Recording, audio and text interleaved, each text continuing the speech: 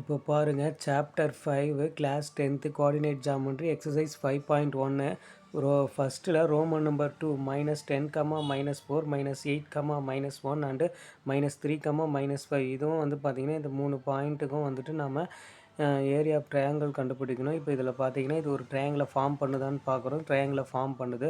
So first point வந்து x1 y1, next point வந்து x2 y2, third point x3 y3ன்னு எடுத்துகிட்டு இப்போ பார்த்தீங்கன்னா இதை கொண்டு போயிட்டு நம்ம இப்போ ஃபார்முலாவில் கொண்டு போய் அப்ளை பண்ணோம் அப்படின்னா அதே மாதிரி தான் ஃபஸ்ட்டு பண்ண மாதிரி தான் area of the triangle ABC is equal to half into x1 x2 x3 x1 again ஃபஸ்ட்டும் லாஸ்ட்டும் x1 இருக்கும், இங்கே x2 x3 அதே மாதிரி y1 y2 y3 again y1 வந்துடணும் ஸ்கொயர் யூனிட்ஸ். இதை கிராஸ் மல்டிப்ளை பண்ணிடணும். இப்போ இதில் பார்த்தீங்கன்னா x1 உடைய வேல்யூவை கொண்டு வந்து இதில் இருக்க மாதிரியே கொண்டு வந்து சப்ஸ்டியூட் பண்ணிவிடுவோம்.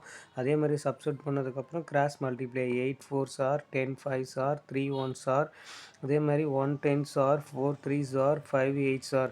இப்போ இதெல்லாம் மல்டிப்ளை பண்ணோன்னா 4 8s are 32, 10 5s are 50, 3 1s are 3, அடுத்து 1 10s are 10, 4 3s are 12, 5 8s are 40.